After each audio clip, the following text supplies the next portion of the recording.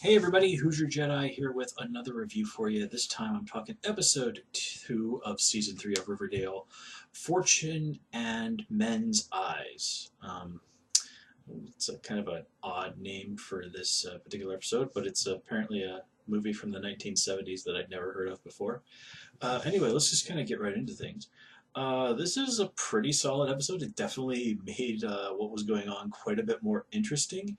I am, however, just kind of confused. And the main confusion I have here uh, seems to stem from what we've heard from the show's creators, producers, and such, that they're not going to be going real full supernatural this episode. Uh, and well, what we actually see in this episode really screams very much to the opposite of that. Now, I mean, I guess it's possible that they could turn out like a lot of this stuff that's been going on is just fake outs and you know, people pretending to be monsters in the woods, all Scooby Doo or something.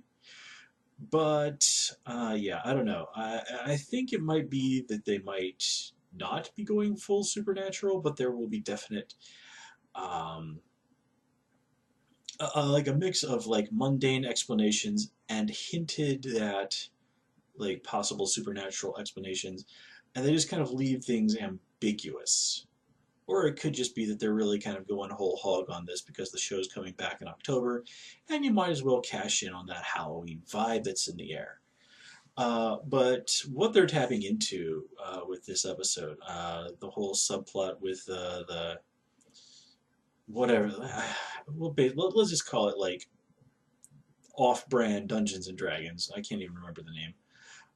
Gargoyles and Gremlins or something. That's obviously drawing more than a little bit of inspiration from the anti-Dungeons and Dragons hysteria of the 1980s, and tapping into the whole famous story about supposedly D&D players killing each other in the sewers, which was like a thing a lot of people in the 80s actually did believe. Now this is all based on a story about a real incident from the 1970s where a Dungeons and Dragons player who was suffering from like severe depression ultimately did kill himself in some tunnels under his university that his D&D group did kind of hang out and LARP in a little bit. But again, this was a guy who was suffering from depression and had a history of mental illness. And then basically some sleazy private investigator who was hired by his family wrote a book that blamed the whole thing on Dungeons and Dragons, and it became this iconic bit of moral panic in the 1980s. And if you also got a Stranger Things vibe from what some of the stuff that was going on too, you're not the only one. And come on, that thing at the end with all of the adults gathered around together. Tell me that isn't taking a little bit of inspiration from Stephen King's It. And oh man, did I love that scene at the end where I mean Hermione even has to flat out say is like, yeah, not some of us don't like each other, and some of us are mortal enemies. And I love how when it's all framed and you can see everybody together, Hiram and Fred are completely opposite sides of the room. I mean, to be completely fair, Hiram did hire a guy to try and murder Fred. And what that scene reminded me of, and I had to think about it for a while, is I'd actually forgotten that Hiram is also from Riverdale, and I'm like, wait a minute, I forgot we met his old wrestling coach. So the idea that all these guys, and I mean, it's been that everybody has an old history. Fred and FP are old friends. Fred used to have a thing for Hermione back in the day, and it kind of got renewed a little bit in the modern times, and then Hermione heavily in pride that if Archie had failed her husband's test, she would have had him murdered. I'm never going to let that go. If you watch my old Dexter reviews, I never let it go about the time he beat some guy to death in a bathroom just for being a jerk, because that never stopped bugging me. Of course, there were a lot of things about Dexter that bugged me, and I liked the show quite a bit. But anyway, so whatever's going on with the adults, that's potentially intriguing, and it sort of sheds a very new light on this sort of grand chess game between all of these people in Riverdale that's been going on these past two seasons. That there's some secret that they all share that they basically said back in, I'm assuming, high school. We're never going to talk about this again. We're going to try and never even think about it. Hmm. That, I mean, if there's something like that going on, again, it just casts such an interesting light that there was this thing with this idea, this situation was always sort of lurking in the background the past two seasons. Anyway, I did like that. Okay, speaking of the past, Riverdale has always been this sort of weird mix of things from different eras. Like, it kind of similar to Gotham, where like the police uniforms looked like something from like the 1940s. The cars tended to look like something from the 70s. The computers tended to look like things from the 90s. And Riverdale has kind of tapped into that. I mean, Archie's got his jalopy right now, which is a thing from like the 1940s. Riverdale's had always had this sort of weird retro vibe. I mean, Jughead wears a slightly modified version of what was called a whoopee hat back in the 1940s, which was a thing back then. He just took a stocking cap and modified it a little bit. And now here in this prison, we've got the guards in these uniforms that look like something out of the Green Mile. And I gotta say, I mean, I know this is a CW show and it's not meant to be especially realistic, but what in the world is with this juvie facility? Now, I've never fortunately been in juvie, but I do remember when I was in junior high school, they actually took us on a field trip to the local juvenile hall, and it was perfectly modern building. So, like, what in the world is this place? I mean, granted, it's they're kind of tapping into old prison movies, and Archie is there playing the role of the guy that sort of unites the people and sort of reminds them, like, yeah, we're in this really crappy place, but we're still human beings. And I do like that the one ghoulie basically says, like, yeah, whatever, dude. You do realize that if we want, we can just, like, kill you and take your shoes anyway. There's, yeah, that's still an option for us. And of course, Mad Dog comes to the rescue. But still, I mean, it's an old and worn cliche, but it's still an interesting one, and they are making a valid point that any kind of that kind of connecting with people is Archie's strength, that he gets people to rally around him, and for all the flaws that this version of Archie has, at his heart he's a decent guy and he attracts people to him. Archie is the heart of Riverdale in on multiple levels. And that decency is something that does draw a lot of people to him, that he is fundamentally a good person who wants to, believe in other people and to believe the best about them. And in a place like a jail, yeah, that does also paint a big target on Archie's back, but it's enough to win over Mad Dog in pretty short order.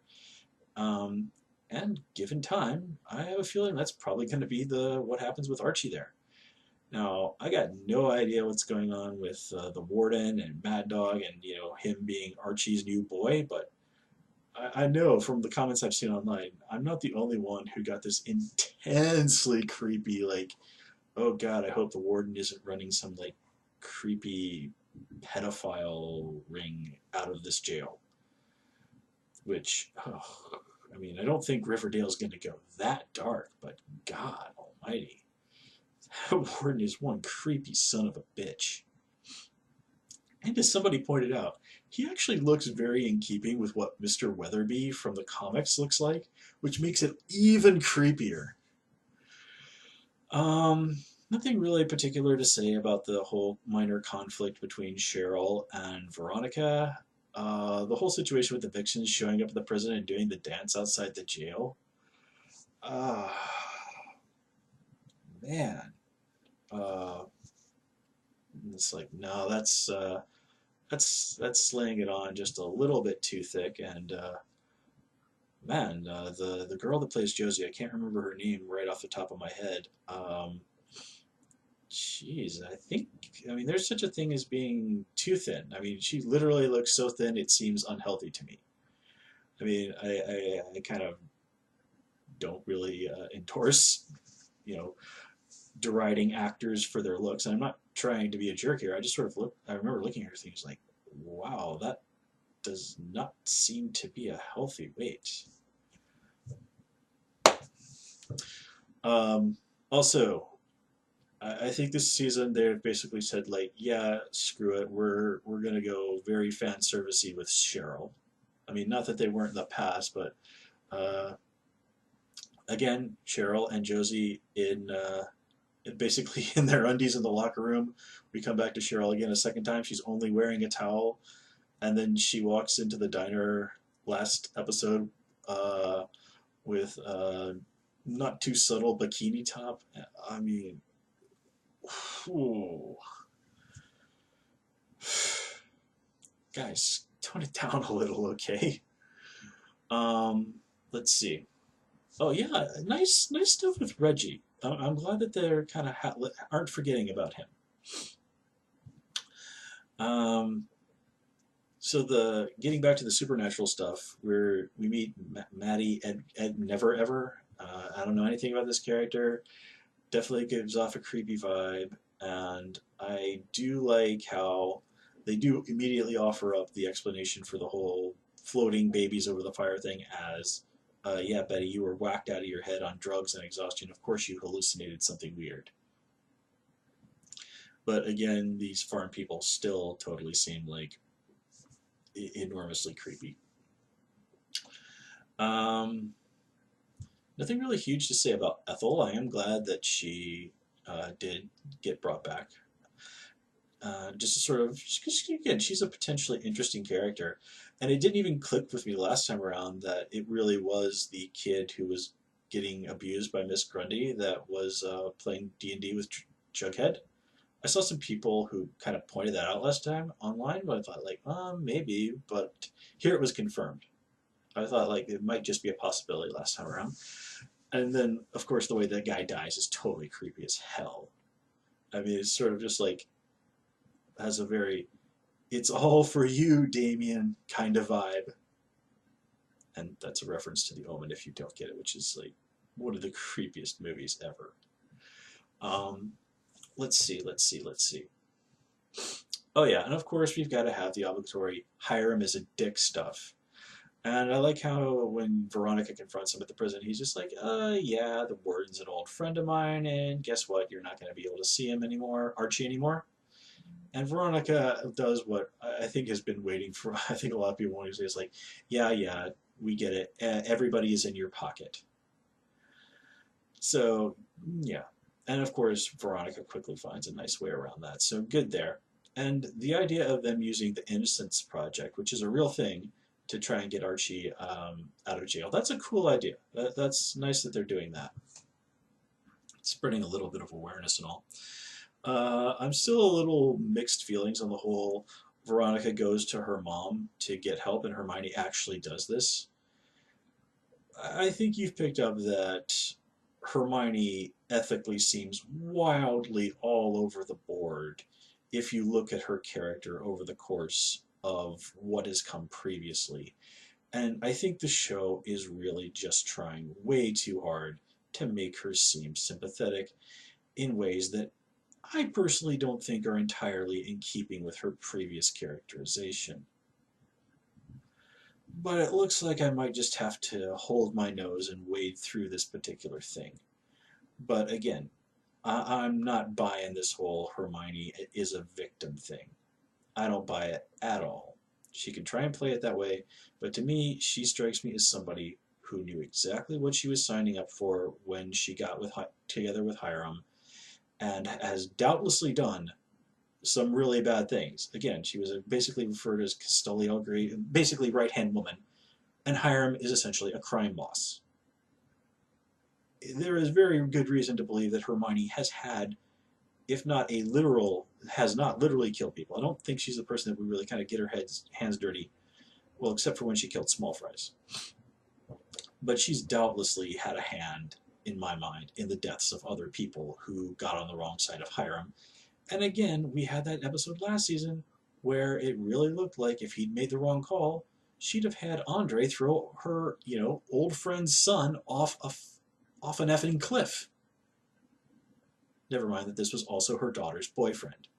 So, yeah, not sympathetic to Hermione at all. Right. So I think we're good this time around. So let's call it here, guys. As always, please comment, rate, and subscribe. Of course, you can follow me on Twitter at Hoosier Jedi, and join me on Tumblr at Jedi Reviewer. Until next time, take care and have a good one.